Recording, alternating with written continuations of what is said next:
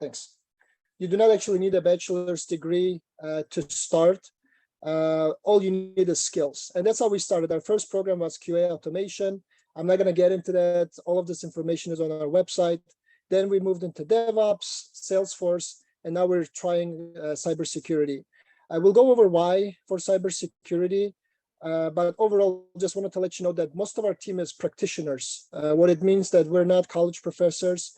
We are teaching you what we need the employers are asking for.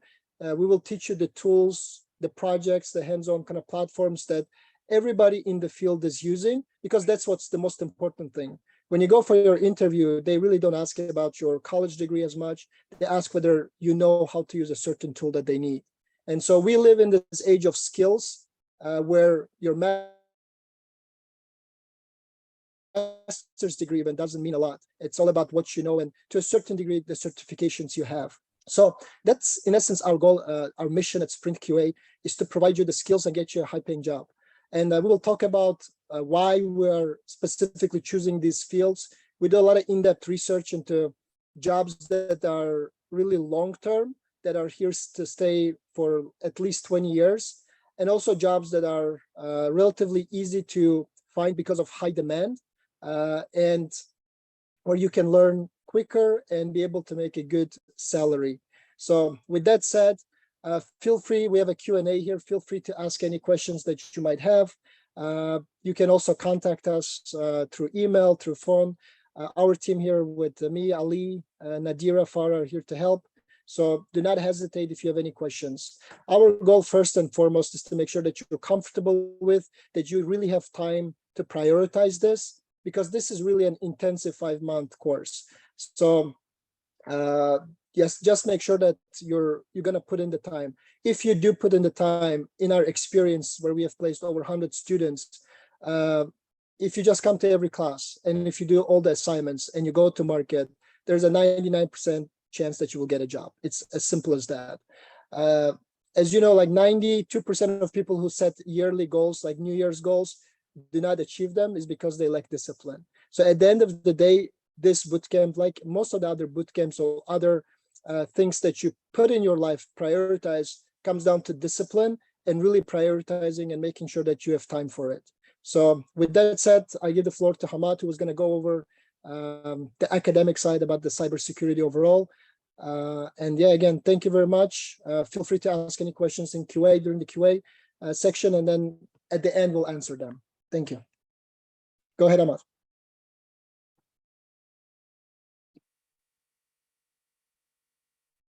Hamad, you're on mute. Unmute yourself. Can you hear me now? Perfect. Let's go. Okay. So my name is Mohammed Hamad. I am a certified ethical hacker, and I have a post-graduation degree in cybersecurity as well. I have 6 years plus experience in the market, and I have worked with hundreds of companies, and I work as an ethical hacker as my day job. Apart from that, I love teaching the people in the micro learning mechanisms, and I have a lot of students at Fiverr. I have trained them on site and off site as well.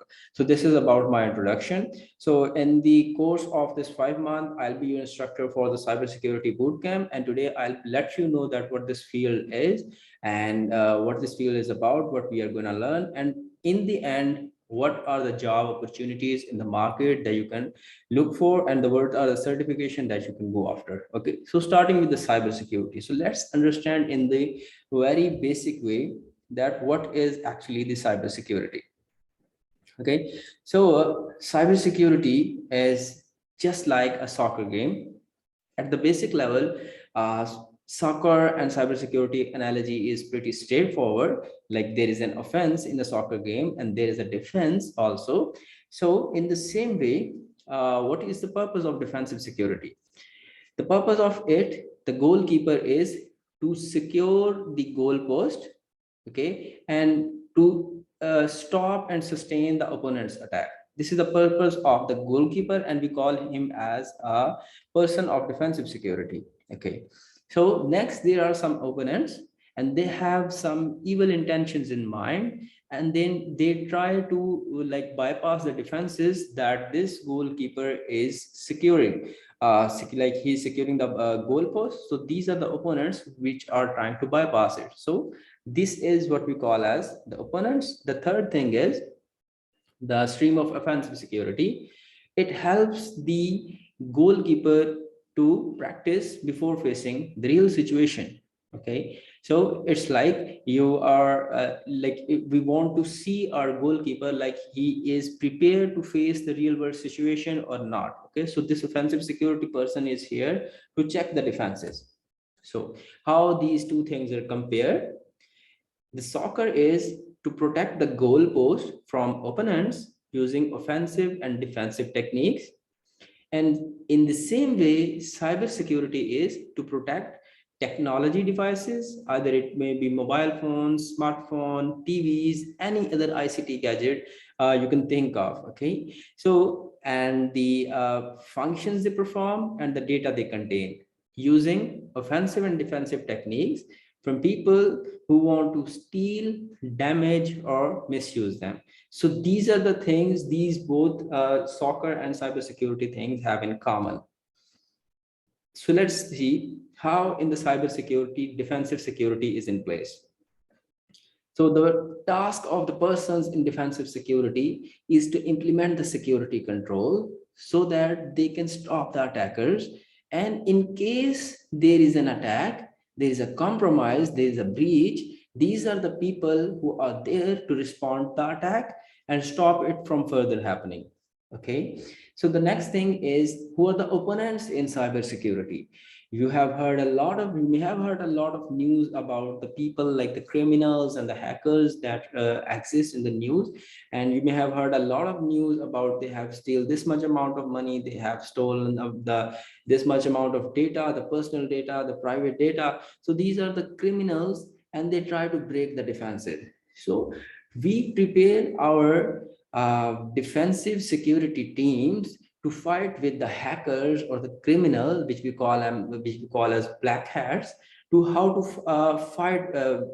fight with these criminals. Okay, and for that we have the ethical hackers or the person of offensive security team. Their task is to find a bug and recommend a patch before a hacker does. Okay, the defensive people have put everything in place, every security controls. Now they cannot trust the hackers. Okay, they cannot wait until the hacker bypass it. They go for the people inside their company. They know, like, they have the positive intention, and when they test, they will tell us that these are the weak areas in your company and these are the things you have to patch before a hacker does. Okay, so the next thing is why cybersecurity. Okay, so the main motivating point is in cybersecurity, you can earn a lot of money. And these are the recent statistics from US Bureau of Labor Statistics. And you can see you can earn a median salary of $100,000 working in cybersecurity. And the job market is growing also, which you can see here.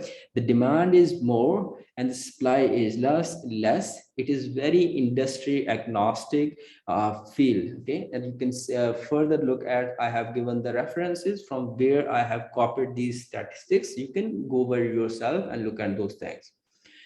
One of the most appealing aspect of cybersecurity is, from governments to private sectors to non-profits, everyone wants to secure their data. Okay, everyone has some reputation issues. They don't want the hackers to make fun of them, to make the mockery of them, like we have hacked this company. So they are hiring more and more people. And it is not like they are restricted to only specific domains. The banks, the food stores, the markets, the every kind of people needs the cybersecurity persons. Okay, so you can see that there is a lot of heterogeneity among the fields, and you can see in every states, for every business, cybersecurity professionals are required. Okay, so we have seen the statistics of US Labor Department, and now you can see the job hunting website Indeed, and you can check the median salary of penetration tester or ethical hacker, we call it as. In the United States, the median salary again is more than $100,000. And And you'll just to add to that, okay. yeah, I mean, there's a lot of demand, but as an example, when we talk about supply and demand, if you right now, if you're sitting by your laptop, if you just search data breach, right, or you search cybersecurity or cyber crime, you will see two things in the news. First thing, as Hamad mentioned, it's all the news about stolen data, all the breaches, from Equifax to banks to even your neighborhood K-12 schools. Everybody's getting breached, and everybody, all of those criminals, what do they want? They either want money to unlock the data, or they will sell all of those millions of data to other folks in the black market for advertisement purposes or God knows what. But the second thing you will see is settlements, especially in the United States. Courts are very stringent with companies, right? Especially kind of private companies. And you will see all this news about company settlements, be it banks, be it hospitals, be it news. I woke up and there's a huge online magazine, online publication called Fast Company. So if you go to fastcompany.com, and this happened just like in the last 24 hours, you will see a message that they shut down the whole website because of the breach. And the reason they shut down, it's interesting, is because they want to really find out what's happening and really contaminate before it goes further. So they shut down access to everybody. And just think about this, right? This is only an online publication. Yes, they make money through some advertisements, but think about schools, think about healthcare, think about banks. If you shut down a bank, and I am banking, let's say with Wells Fargo, and I cannot go get my ATM, like some cash when I need it, I'm going to be upset. I might even switch banks. So there's a lot of billions and trillions of costs associated with this. And courts are really becoming very stringent to make sure that all the companies are prepared and have the checks and balances from standardization perspective to address those issues. So that's the reason why companies do not want to be on CNN. They do not want to pay hefty fines. So that's why it's easier and more affordable for them to hire experts and put forward everything they can, be it on the defensive side or offensive side. But overall, as you mentioned, like, I mean, government as well, there's some macro stuff that's happening, be it with foreign countries or also just on the private sector, all the breaches that's happening. So the job market, the demand is huge. So, and we'll get into the specializations, but if you want to know like the severity of it, just Google some news and you will find out. Go ahead, Kamal. Yes, as Ali mentioned, I want to add one more thing.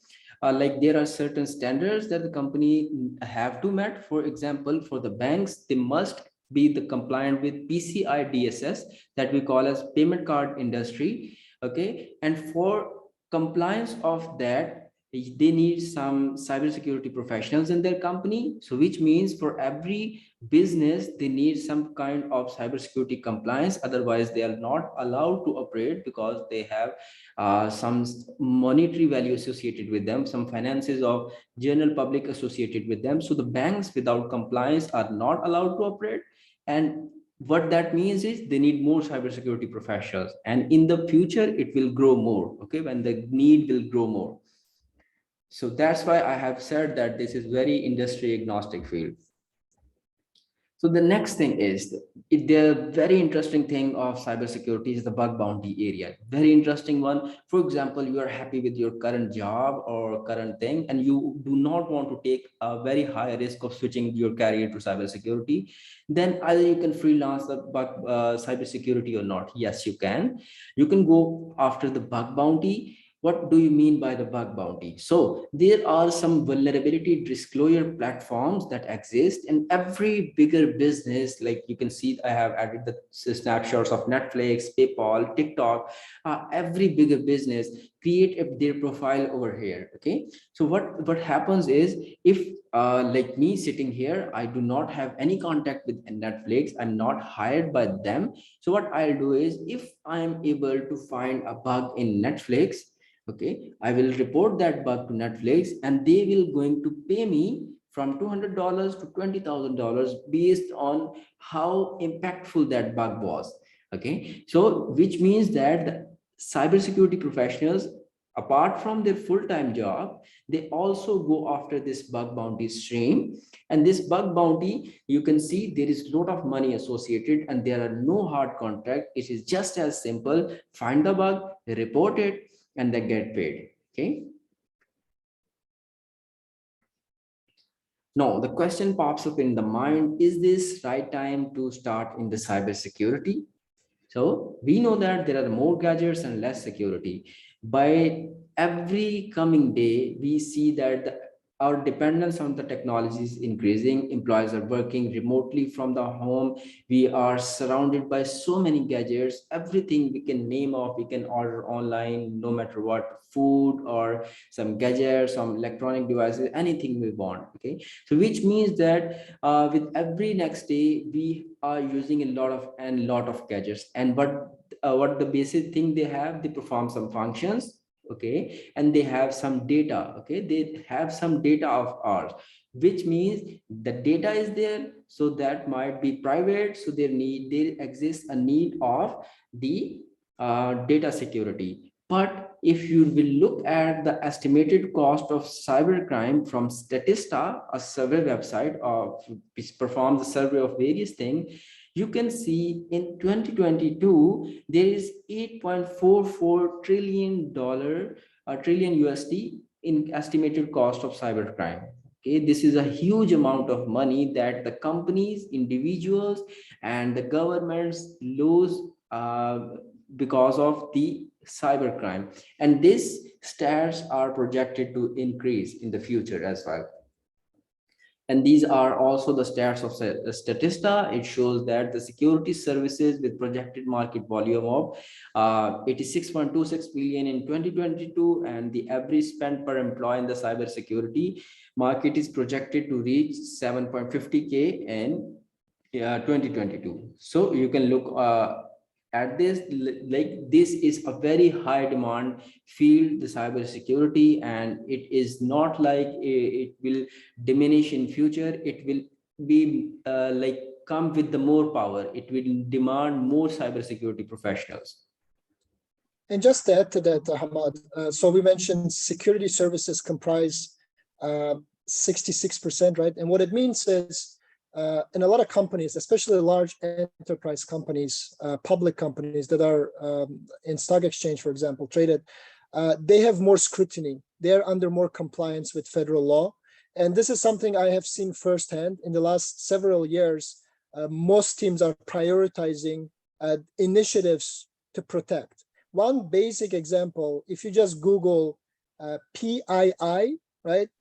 All of these companies, so PII stands for personally identifiable information. A lot of companies, you will be surprised, are not doing a great job of protecting your data. Let's say you bought something on DoorDash. All of your information, where you live, your address, the card that you saved, everything is some database in DoorDash, right? And all of this data can be easily accessed because they have multiple databases, and every database talks to each other. And even though one database is protected, maybe there's another database that has access to it and gets like, so it means nothing. All the security they put in one database doesn't save it from other 50 databases that they have access to. So right now, PII is a huge initiative of a lot of companies. And what happens is they're either doing it themselves, right? They're hiring in-house, or they're hiring companies, cybersecurity IT consulting companies, to do it. So let's say you finish the bootcamp. There are usually two ways you will be hired.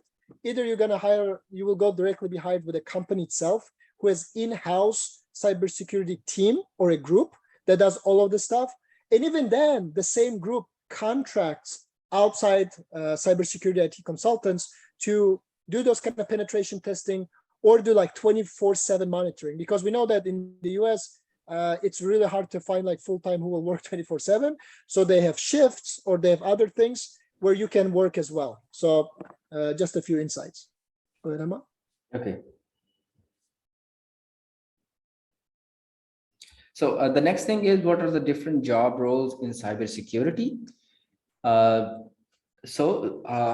We will discuss these 4 job roles. There are more than these 4, okay, and we'll see how these job roles are actually interlinked, starting with the penetration tester. And The job duty of penetration testing tester is to test the defenses, that either the defensive security team would be able to sustain or stop the attack of the attackers. Okay, they check for the exploitable vulnerabilities and recommend the attack before it happens. So they actually works exactly like hackers, but only with the positive intentions, and they are responsible to not disclose that bug to anyone in the market, and only to responsible entities like the vendor or the developer. Like, this is the problematic area and you should secure it. Okay, so this is also a hacker, but with a positive intention. And it's not like that if pen tester is actually a job role. Okay, it's not like it's a fun activity only, like hackers are doing, and you find the bug, and just for the sake, with the positive intentions, you mention into the vendor or the software developer. It's not like that. It is an actual job role, companies hires for it.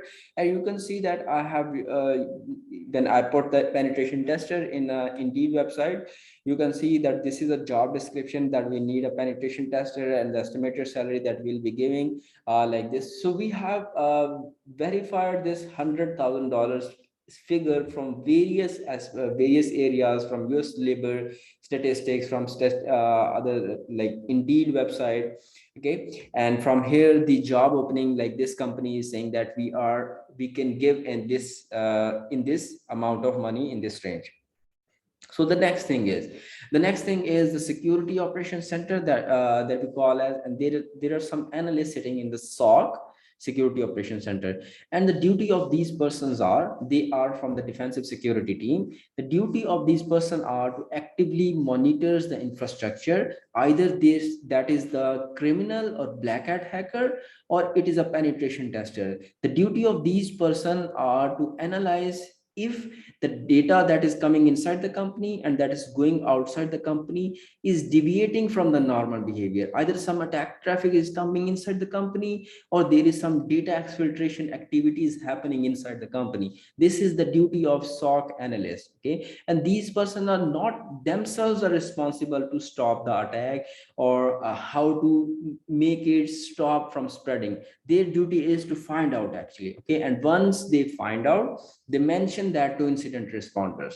The duty of these people are, they belongs to team which we call as CERT, computer emergency response team. And the duty of incident responders is to take the input from the SOC analyst, like, I'm feeling something is not right in a company, something is not right with the traffic coming inside in the company, they're deviating from the normal behavior. So these are the people that are like trained to stop the attack.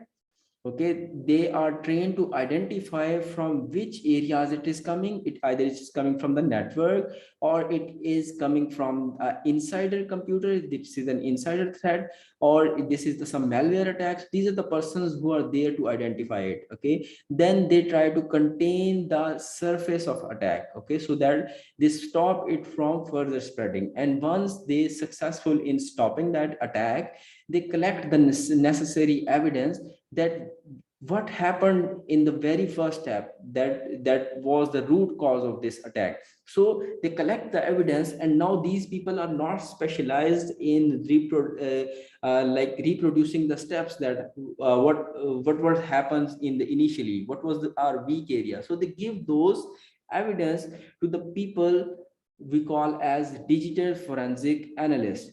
Okay, the digital forensic analyst acquires the evidence from crime scene, and they assist mostly the law enforcement agencies to find out like how the crime actually happened. Okay, so no matter it's a police or any intelligence agency, they will find some hard drives, like some laptops or mobile phones from criminal scene. They collect those things and provide them to the digital forensic team. So no matter the data is deleted, they will recover that. The persons from digital forensic, no matter you have deleted your activity, you feel that you have deleted, you have plugged in the USB, copied something, and no one was looking at you. No, that's nothing like that. For everything, the logs are created on the systems, and these are the people who are there to identify, who can build a timeline, like this was the first thing that happened, and then this happened, and then this happened. Okay, these are the people who builds the case.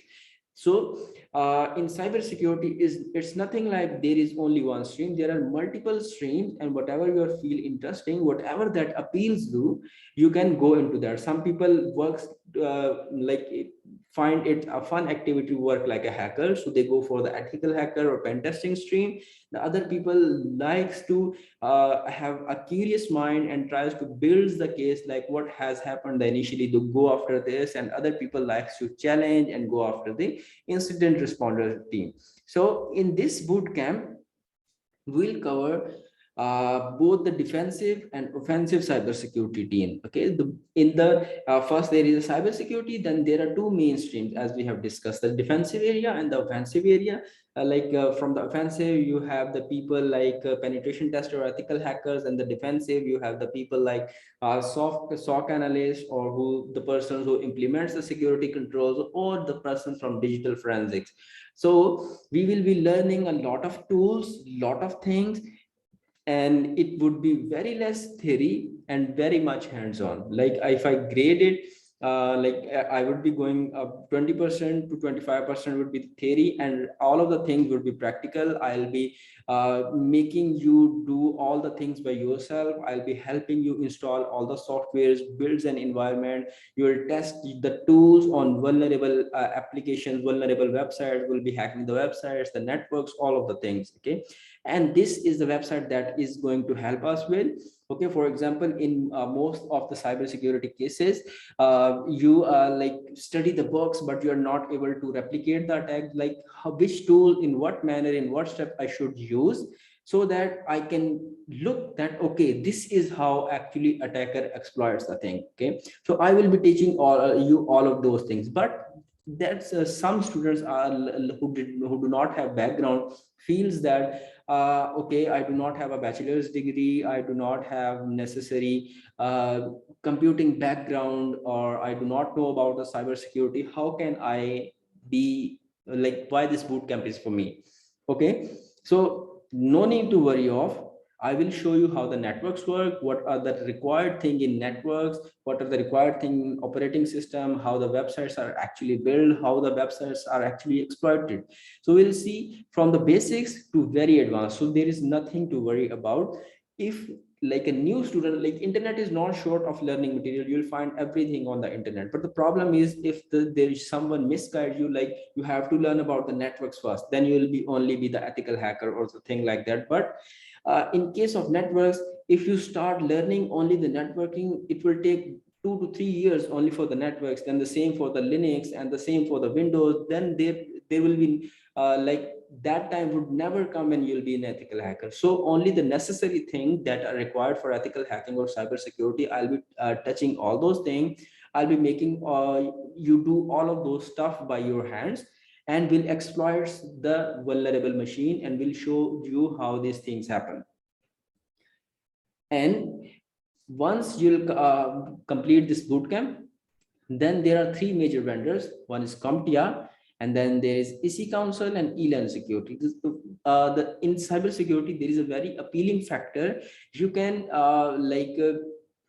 tell your employer, this much amount of information I know, and I know how to work in, by just showing your certification. For example, if you come to me and show me your that you have EJPT certified, okay, I will automatically get the idea, okay, so this person has this much amount of knowledge. Because these certifications are not only theoretical, they test for you for the real world challenges. Like for when you go after the certified ethical hacker, you will get 20 challenge question. Okay, and you have to solve them in 6 hours. You will be using all those tools that we will be studying in this boot camp.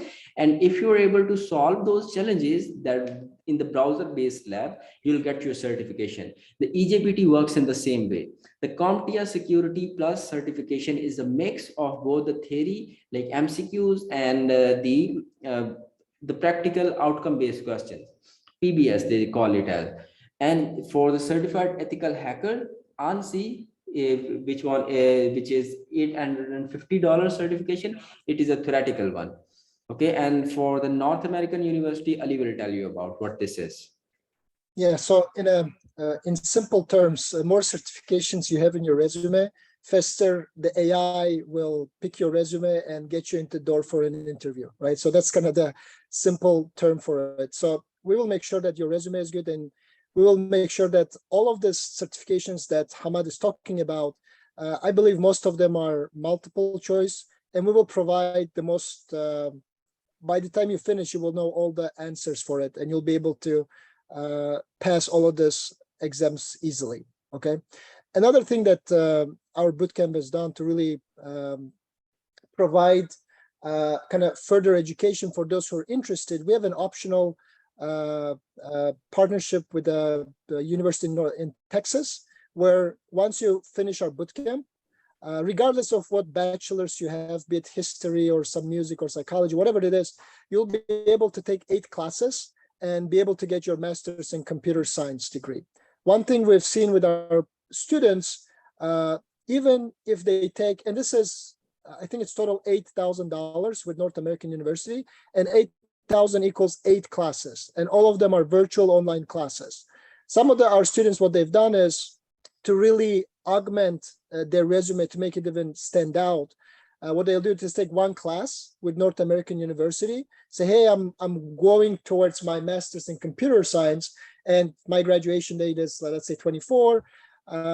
And it helps for some people in the resume search, or to kind of build that validation with your employer. But this is something optional. This is not a deal breaker, right? But if for those who want to really get that educational background, we have, our bootcamp is partnered with the university.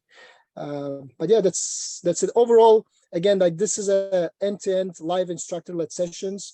We do highly recommend you come to every class, but if you cannot come to class, we have Zoom recordings to share, and you will be using Zoom for kind of this instructor-led sessions, but also Slack in your groups to collaborate, because Slack is something that a lot of companies internally use to communicate with each other. So if you're a SOC analyst, if you're a penetration tester, you will be doing, especially post-COVID, all of this Slack or Microsoft Teams, some other kind of versions of Slack are being used in large corporations and small startups to communicate with each other. So we want to make sure that you're exposed to it and are able to easily kind of communicate. And then when it comes to end-to-end career support, we will help you get the right resume, the right keywords, and make sure that we do mock interviews. So Hamad will be holding, once you graduate, kind of mock interviews as an employer to kind of see where you are at and help you kind of give you some pointers of where you need to improve, what scenarios to talk to, what projects to talk to. So yeah. And then as far as the dates, like we're going to be meeting Tuesdays and Thursdays. Again, PST, it's Arizona time, 4 p.m. to 6 p.m. And then Saturday, Sunday, 9 a.m. to 1 p.m. Okay, Ahmad, we can go. Okay.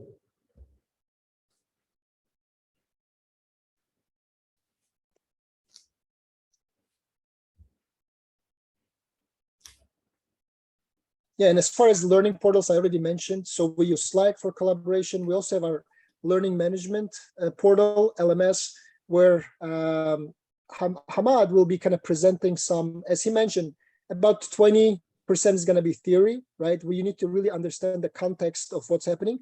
And then the 80% is going to be hands-on through Try Hack Me platform. So we will put some of the kind of presentations, some either home assignments. It just depends on how Hamad wants to do it. But all of these materials will be on the LMS for you to, before class, at least go over it, scan through it, trying to understand, so that during the class you have better understanding of what's going on. And then again, of course, we're not going to have video. Like, we try to not to create distractions. So for the Zoom meetings, it's only going to be Hamad's video, and he's going to be going over materials as well. We can go to the next slide, Hamad. Okay.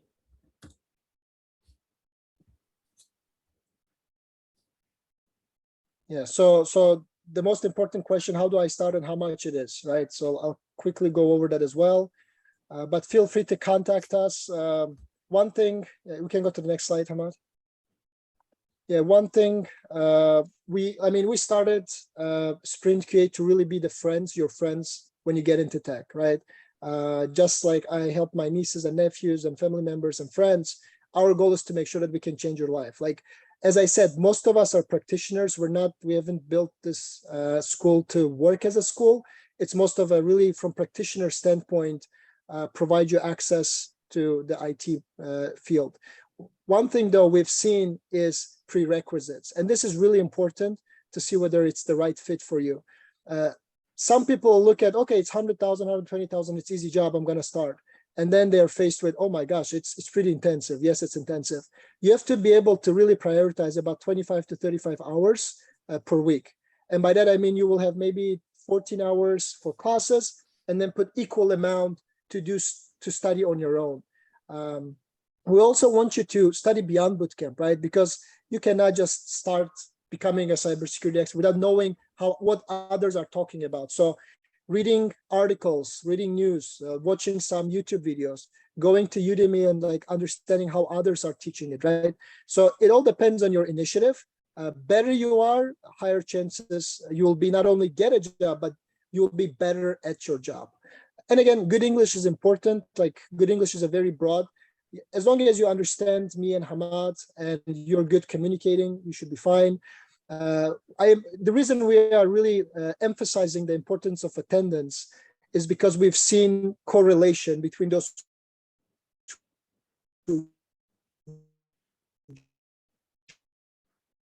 join and get a job and those who do not join. And then please ensure that you do not have any shortcuts, unless of course it's an emergency.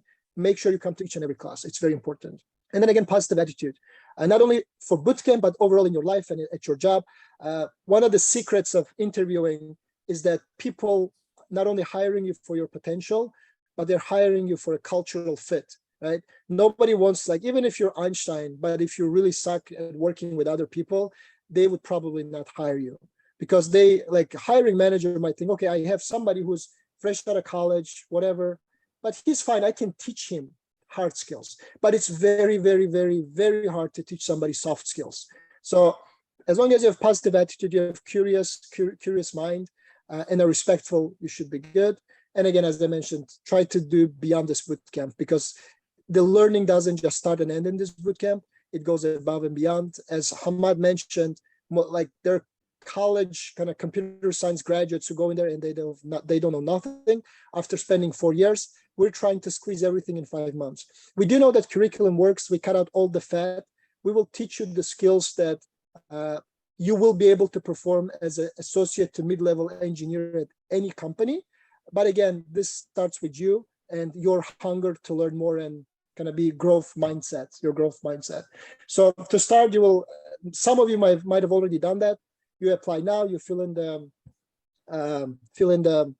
application, and then Nadira will get in touch with you. So I'll give you about our first 3 programs. Usually our pricing is based on 2 things. There's a program fee that you pay throughout 4 or 5 months of the program, and then there's a placement fee. So usually it was 5 to 5. So total cost was 10,000. For cybersecurity, we're trying to do something different, because we do know that there's a lot of certifications at play it will be helpful for you. So we're fully eliminating program fees. So it's totally free course. What happens is that instead of 5,000, we made the placement fee 6,000. So, but then again, you only pay it once you're hired. You're not gonna pay 6,000 unless you're hired. And even then, once you're hired, we'll kind of break it down to monthly payments so that you're not deciding whether you want to pay your rent or you want to pay us. So it's very flexible. Again, the goal is not to monetize from you. The goal is really to change your life. And so we're very kind of cognizant of that. The only thing that we will require, and as we mentioned, that Try Hack Me, all of these platforms cost money. We were able to get kind of educational pricing, but Try Hack Me platform will stay with you. As you're finishing this, as you're participating through Try Hack Me platform, you'll be getting badges, you will be getting all of the projects, points and stuff, which is really important to put in your resume. So even if you finish our bootcamp or like be done with it, Try Hack Me stays with you. And all of the projects that you have worked on and all your badges and everything stays with you. And they're really looked upon by employers. And I don't know, like Hamad, if you want to talk about Try Hack Me more, but that's kind of my understanding. So, but feel free to ask us any questions. Relatively easy, no like friction not to start. mainly it's just your time. When we start October 29th, right now the tentative date for start is October 29th, and it's Saturday, and it's going to be about 5 months, and then plus 2 weeks afterwards for mock interviews, preps, and maybe more for you to get your certifications. But that's kind of the timeline to finish this and get your finish your mock interview through our bootcamp, get your certification through external associations that we mentioned, and then go to market. Mostly we suggest, like even when you have your resume, one of the things we will tell you is like, hey, you can just put for every certification pending, but at least you will start getting those resumes or other like interview calls and kind of go from there. Okay, next, Hamad.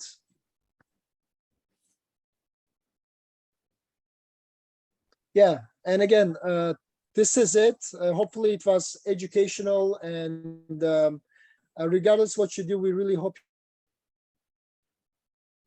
the support at Sprint QA, or you can call us, you can talk to me, you can talk to Farah, Nadira, and we're here to help. So we're based out of Phoenix, but we have, since 2020, we've had students even from Europe who participate. Of course, time zone is a problem, but our main focus in the US. We have had students from Seattle, North Carolina, Atlanta, New York, all over.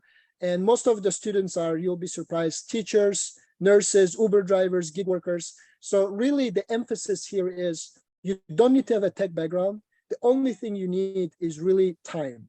If you have the time, if you have time to practice and kind of apply what you have, you will be able to finish. We had students, and this is it's another very important thing, is after you graduate, not just school, but any bootcamp, you have what's called the imposter syndrome.